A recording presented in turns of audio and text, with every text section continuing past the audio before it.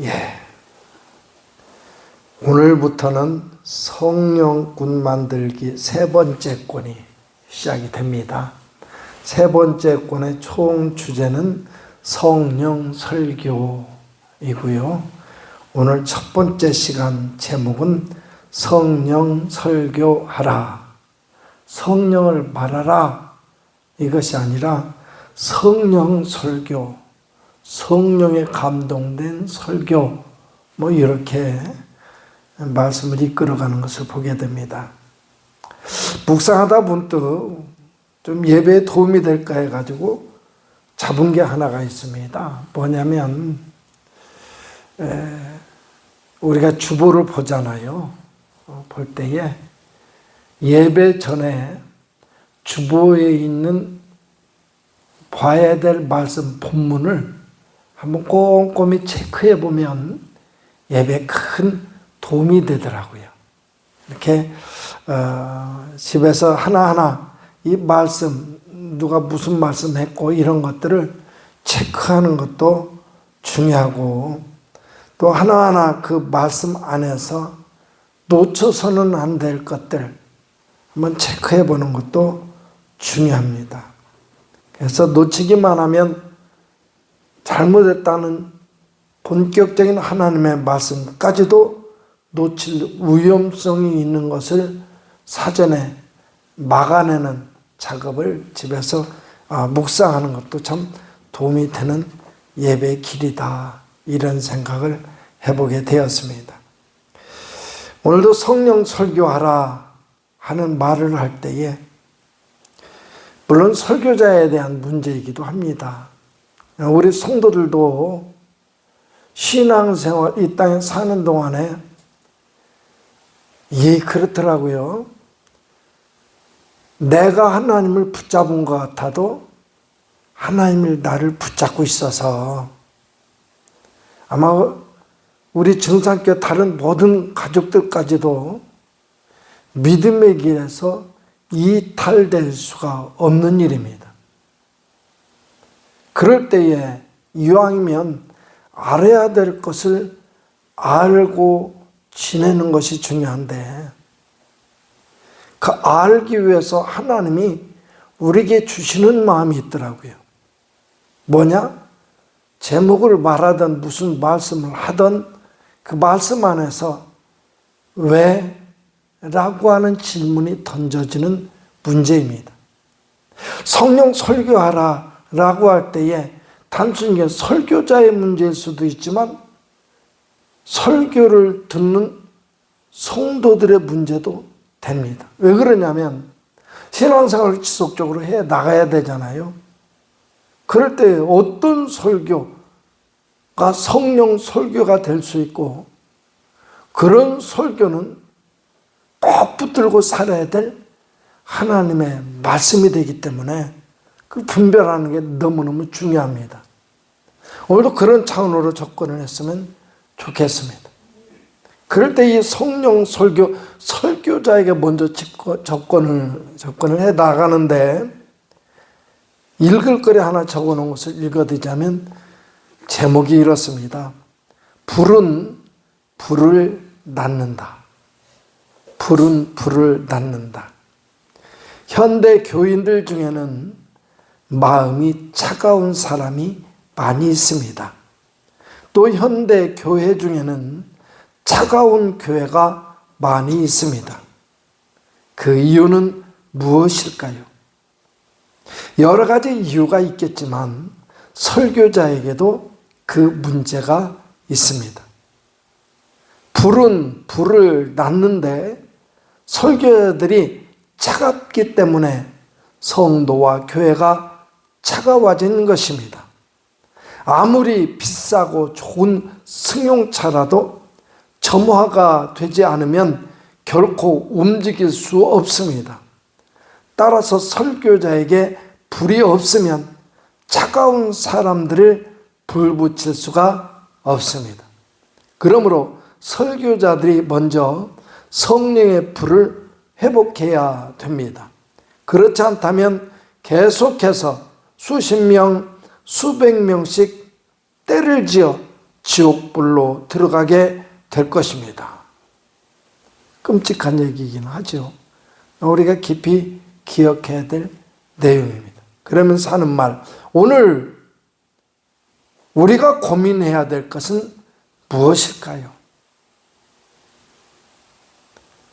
우리는 지금 성령의 불로 설교하고 설교를 듣고 있습니까? 우리 교회는 지금 성령의 불로 설교하고 그 설교를 듣고 있습니까? 그렇다면 불같은 설교는 어떤 설교가 될까요? 본문을 중심으로 다루어지는 베드로의 설교를 통하여 그 대답을 찾아보도록 하겠습니다. 그래서 본문으로 집중해 들어갑니다. 본문 말씀을 보시면서 37절 말씀을 봅니다. 베드로의 설교를, 지금 오늘 본문에 나온 베드로의 설교를 성령에 의한 능력 설교다, 이렇게 규정을 짓고 그 베드로 설교를 살펴보는 것입니다. 베드로의 능력 설교를 들은 사람들에게 어떤 변화가 왔습니까? 어떤 변화가 왔는가라고 하는데요. 성령 설교, 능력 설교라고 하는 것을 쥐고 그래서 이 변화된 모습을 살펴볼 때에 37절 말씀을 봤더니 그럽니다. 그들이 이 말을 듣고, 베드로의 설교의 말을 듣고 마음에 찔려 베드로와 다른 사도들에게 물어 이르되 형제들아 우리가 어찌할꼬 하거늘. 곧 베드로의 이 설교, 이것이 능력 설교요 성령 설교라고 한다면 성령 설교에 있어서 핵심 중요한 차이는 뭐냐? 마음에 찔려. 마음에 찔려. 그러므로 저는 오늘 이 말씀을 공부해 가면서 우리 정사함께 모든 성도들 향하여 당부하고 싶은 게 있습니다. 하나님의 말씀 앞에 이 마음에 찔려, 이것이 되는 일에 대해서 두려워하지 않았으면 좋겠습니다.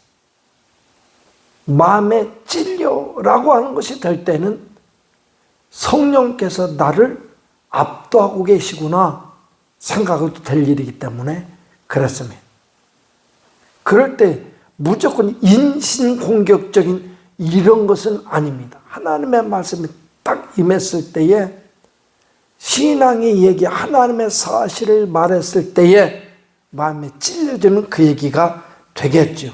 되지도 않게 인신공격적인 얘기가 된다면 그것은 문제가 될 것입니다. 마음에 찔려, 그래가지고 그 찔림은 어느 정도 사람을 바꿔놓느냐, 혼자 꽁 가지고 가슴앓이로 하는 대로 그치지를 않고 다시금 제자들에게 나와 물어보는 것입니다.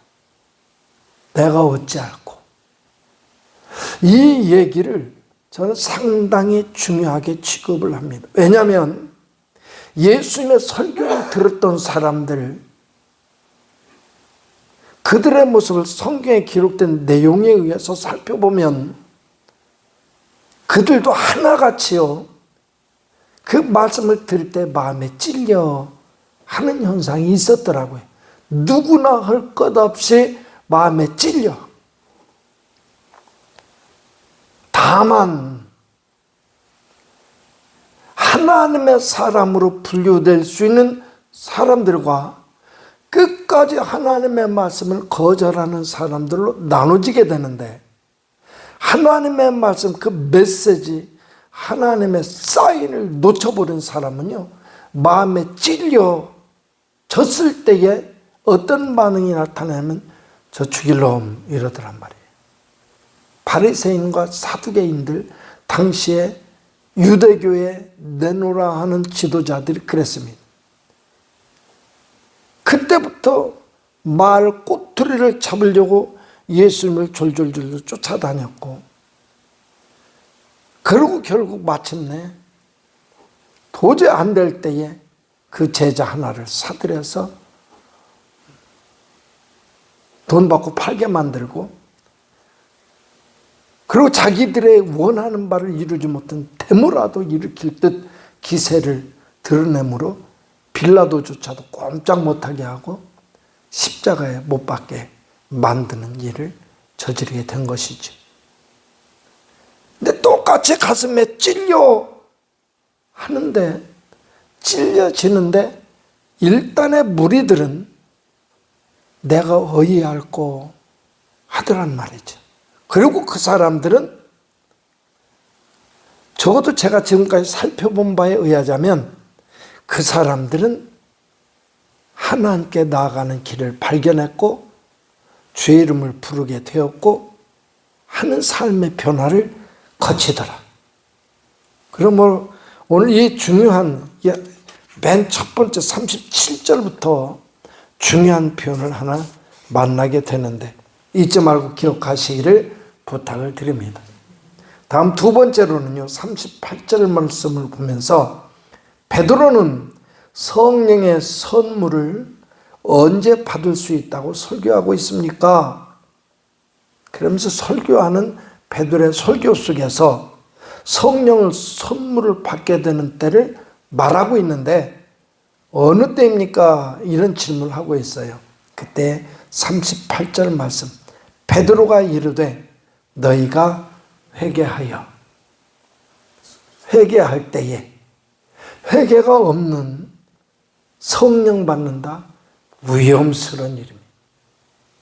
어떻게 위험스럽냐면 회개가 따르지 않는 성령의 역사라고 말할 수 있는 그런 현상이 뒤따르게 될 때에는 혹시 이게 귀신 역사인가? 이건 뭐지? 왜 그러냐면요, 예전에 봤더니 이런 것이 정리가 쫙 안 됐을 때에는 우왕좌왕하더라고요. 학생들 무리들 가운데서 특히나 그런 모습을 봤어요. 학생들 무리들 가운데서 이거 한번 산상성의 얘기를 한 적 있죠. 그래가지고 방언을 받는데 이게 뭔가 싶은 거예요. 막 심지어는 교회 갓 나온 사람도 그런 일들이 발생하고 그러니까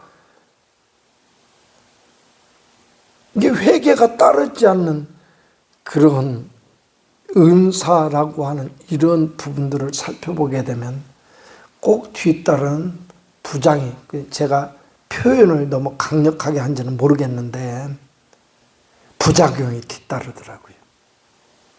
하나님의 은사도 그런 경우도 있다, 이렇게 적용시켜 보면서 이 말씀을 한번 묵상하게 되었습니다. 너희가 회개하여 각각 예수 그리스도의 이름으로 세례를 받고, 회개하여, 회개로 말미암는 뒤따르는 조치, 그것은 예수 그리스도의 이름으로 세례를 받고 그로 죄 사함을 받을 때에 그리하면 성령의 선물로 받으리니, 이렇게 되고 있습니다. 말씀의 구조가요. 세 번째로는 하나님은 성령의 선물을 누구에게 주실 것이라고 약속하셨습니까? 39절 말씀, 이 약속은, 주실 것을 약속하신 이 약속은 너희와 너희 자녀와 모든 먼 데 사람, 거리와 인간 관계 또는 혈연, 지연 이런 거 관계없이 라는 얘기를 이렇게 하는 거예요. 사람, 곧 주 우리 하나님이 얼마든지 부르시는 자들에게, 참 애매한 표현이기는 합니다. 우리가 하나님 말씀대로 살기 위해서 전도한다거나 다른 여타한 믿음의 행위를 가지고 삶을 만들어갈 때 사람과 사람이 얽히고 설켜서 삶을 구성하는데 그때요 특징들을 탁탁탁탁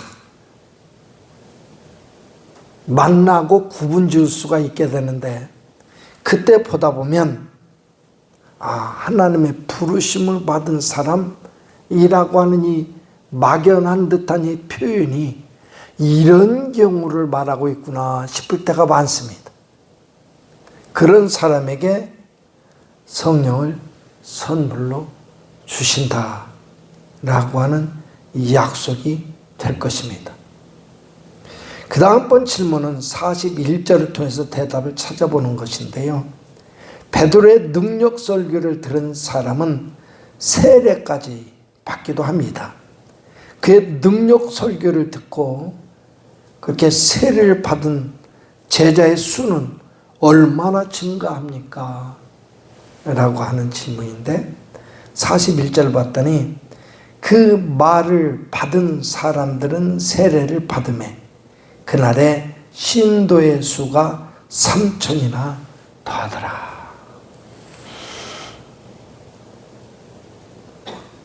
이게요 전도해 본 사람은 알아요. 한 사람이 주님 앞에 나오는 것이 얼마나 힘든 일인지. 교회 문턱 없는데도 불구하고 거기를 건너오는 게 그렇게 힘든 길이다. 우리는 그 길을 건너온 사람들 주님의 은혜인 줄로 믿으시기를 바랍니다. 그런데 그 숫자가 3,000이나 더하더라. 우리 기도할 때요 교회 놓고 기도할 때 그런 기도 꼭 집어 넣으셔요. 하나님의 교회 문턱도 없는데 무엇이 가로막아서 많은 영혼들 달려나왔으면 좋겠는데 우리의 소원이잖아요. 그 일이 왜 방해받고 있는 것입니까? 하나님이요 교회 문을 막아놓고 수많은 영혼들 죽어가는 영혼들이 나오는 일을 방해놓는 그 모든 것들을 하나님이 해결해 주셔서 이 전이 우리 교회가 구원의 방주가 되게 하옵소서. 구원의 방주가 되게 해달라고 기도하시기를 바랍니다.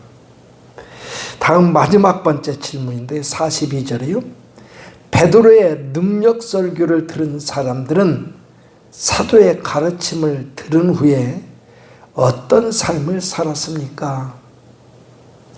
베드로를 통해서 성령 설교를 받은 사람들, 받아들인 사람들, 그 사람들은 어떻게 삶을 살았느냐?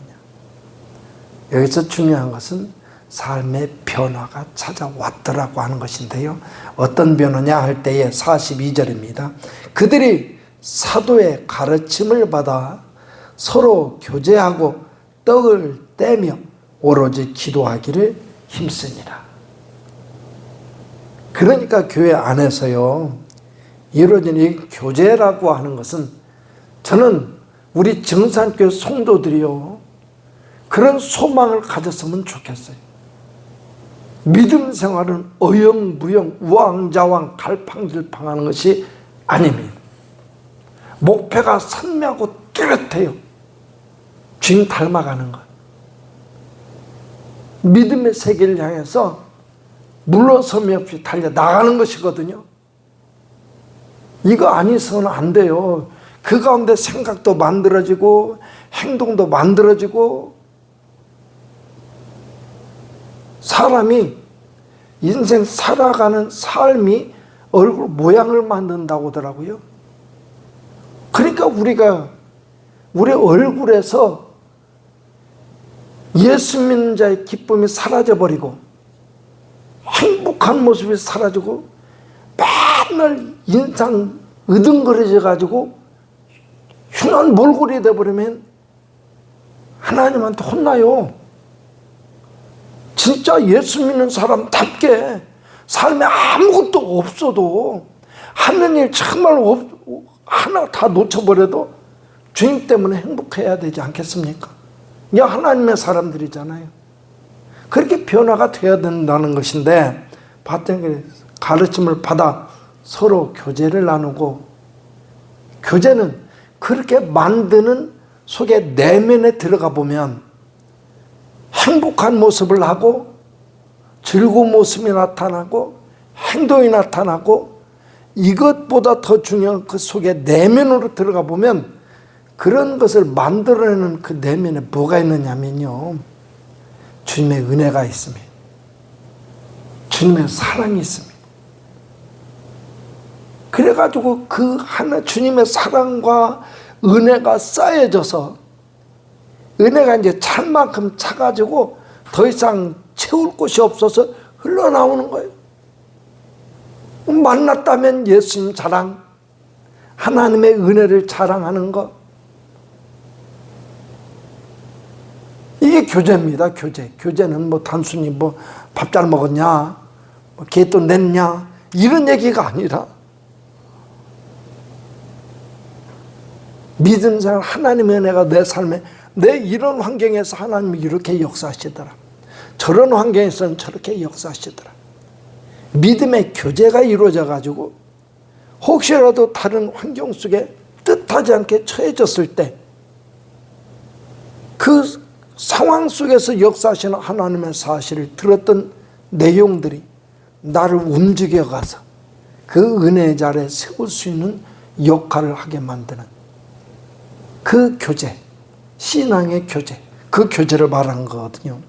떡이라고 하는 것은 애찬이죠. 1차적으로는 애찬으로 봅니다.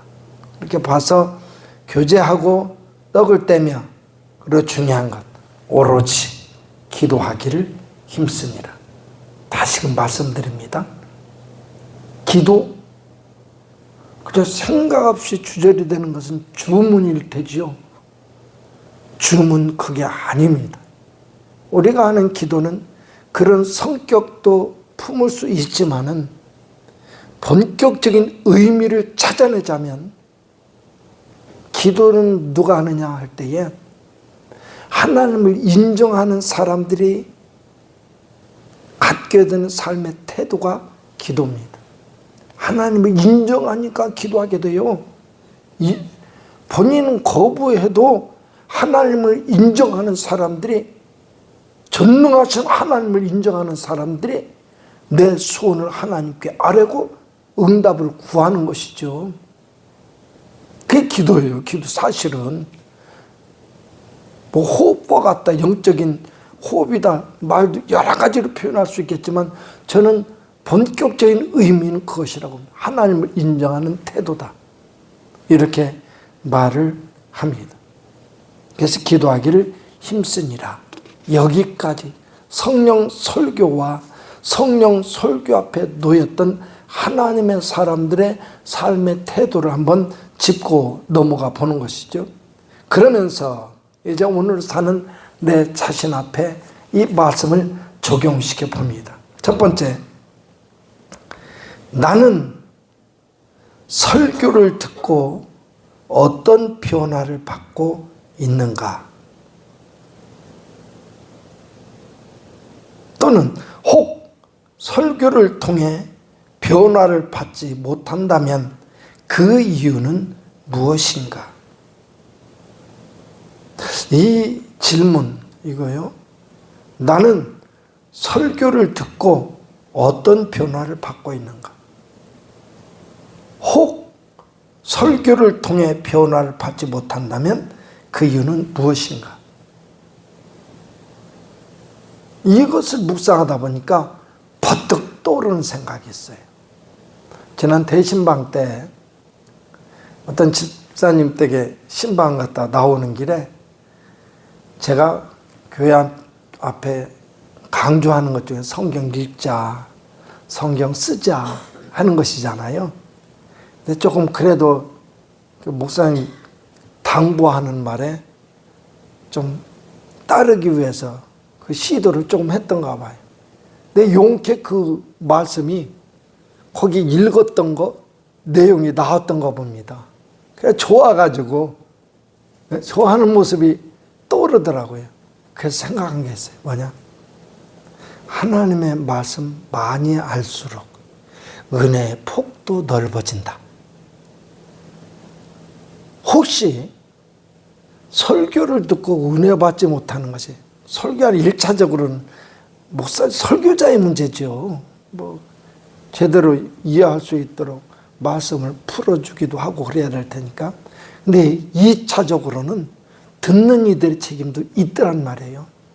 어떤 하나님의 말씀을 알지 못해서, 가까이 하지 못해서, 너무 멀리 두고 있어서 어떤 말씀이 와도 낯선 말씀이 되어서 익숙지 못함으로 말미암아 은혜가 되지 못하는 경우도 있더라 하는 것입니다. 그 다음, 나는 설교를 통해 양심의 가책과 죄책감을 강하게 느낀 적이 있는가? 나는 설교를 통해 어떤 도움을 얻고 있는가? 어떻게 얘기해야 될지는 모르겠어요. 아무튼 각자 한번 여기다가 적용시켜 보자고요. 저도 적용시켜 보려고 애쓰고 있습니다. 다음, 세 번째, 나는, 또는 우리 목사님은 이라고 해도 좋고요. 주로 어떤 것을 설교하는가? 저 어떤 설교를 할까요? 우리 성도들한테 묻고 싶었어요.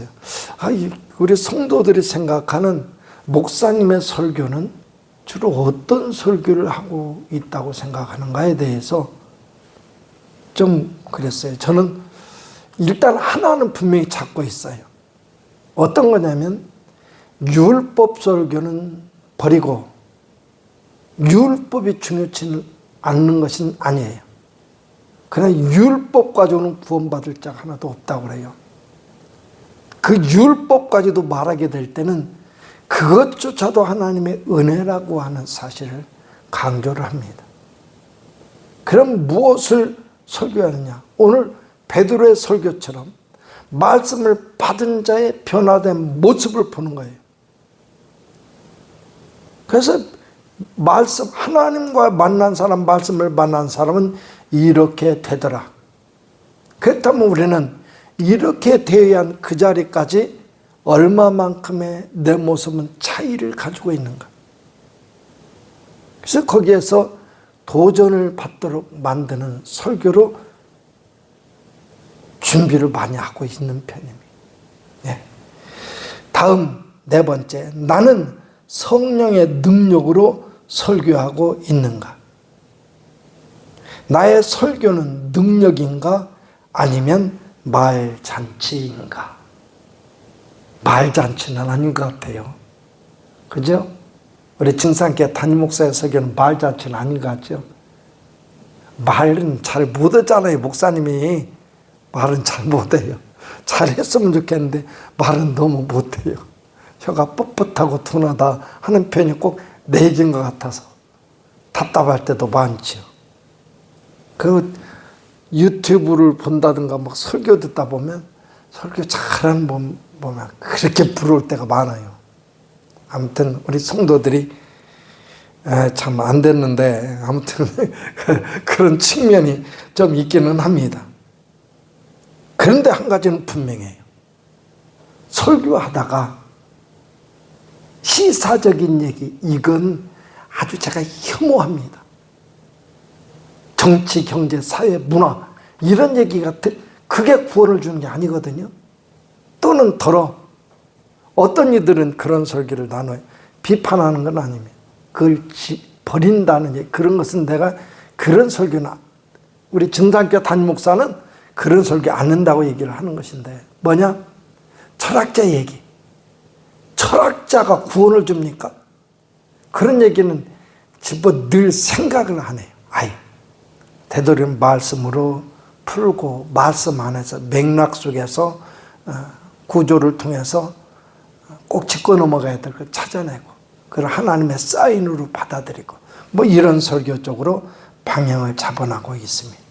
그리고 우리 성도들 향해서 성경 읽기를 강력 추천하잖아요. 성경 읽고 성경 쓰고 그게 다이렉트로 은혜 받는 비결이더라고요. 예. 그렇다는 것만 아셨으면 좋겠습니다. 5번째, 마지막입니다. 나의 설교에 사람들은 어떤 반응을 보이는가? 나의 설교를 듣고 몇 명이나 변화되었는가? 나의 설교를 듣고 세례를 받은 사람은 몇 명이나 되는가? 이것은 주님 만났을 때 평가받아야 될 내용일 것 같아서 여기다는 그냥 제가 제 것 대답에는 잘 모르겠다 하고 말았습니다. 이런 것들을 가만히 살펴보시면서 우리 성도들이 이왕이면 성령 설교를 사모할 수 있기를 바랍니다. 하나님의 입술을 주장한 성령 설교 소리를 듣도록 해달라고 기도하실 수 있기를 부탁을 드립니다. 그래서 한 가지 마지막 읽어드릴 것을 읽어드리면서 마치도록 합니다. 제목은 밥 벌어먹기 위해서 이 짓 하지 않게 하옵소서. 어떤 목사님의 기도가 그런 거예요. 대전 유성에서 예수꾼 만들기 세미나가 있었습니다. 아주 오래전이죠. 이 교재 나왔을 때니까. 전국에서 교단을 초월하여 목회자들과 사모님들이 오셨습니다. 그 가운데는 목회 연륜이 높으신 목사님들과 신학교 학장을 지내신 목사님과 해외 선교를 나가시기 직전에 선교사님들도 있었습니다. 이제 갓 목회를 시작한 나로서는 감당할 수 없는 자리였습니다. 그러나 개척 현장에서 나 자신의 껍데기를 철저하게 벗겨내시던 주님의 손길을 있는 그대로 말씀을 통해 증거하였습니다. 체질 개선, 개념 탈피, 낙타무릎, 절대 믿음, 영혼 사랑, 일사가고, 거지전도, 종말적 삶, 영혼 진통 등등. 시간 강의가 끝난 후에 합심하여 통성기도 시간을 가졌습니다. 그때마다 목사님들, 사모님들은 마음이 격하여 통곡하며 기도했습니다. 그러던 중 둘째 날 저녁 시간에는 기도들이 절정에 달하였습니다. 가운데 앉아 계시던 젊은 목사님 한 분이 두 손을 들고 일어서서 기도하시다가 울면서 강단 앞으로 나오시면서 기도하셨습니다. 나를 용서하시옵소서, 나를 용서하시옵소서, 밥벌이 먹기 위하여 이 짓 하지 않게 하여 주시옵소서. 그리고 강단에서 나와 엎어지면서 자신을 위해 뜨겁게 기도해 달라고 하였습니다. 참으로 가슴이 뭉클하였습니다. 그 자리에 참석한 모든 목회자들이 그 모습을 지켜보며 더 뜨겁게, 더 간절하게 절규하며 통회의 기도를 드렸습니다. 우리 모두 성령의 검에 가슴 깊숙이 찔림을 받은 것이었습니다. 말씀의 능력에 찔림받게 하신 하나님께 감사드립니다. 이렇게 되어 있어요. 알게 모르게 우리 주변에 목회자나 평신도 사회에서든 간에 이런 신실하게 하나님을 바라보는 이들이 있습니다. 그게 무너져가는 한국 교회의 그루터기인 줄도 모르겠습니다. 그런 분들이 있어서 한국 교회가 그나마 무너지지 않고 이 정도라도 된다 생각을 해봅니다. 저는 바라기는 우리 증산교회 모든 성도들과 함께 적어도 하나님 앞에 신실하여 성령의 압도적인 통치 가운데에서 멋들어진 성령꾼으로 살아가기를 간절히 소망합니다. 주님 은혜소의 날마다 하나님의 역사하심이 간증되시기를 축복합니다. 기도하겠습니다.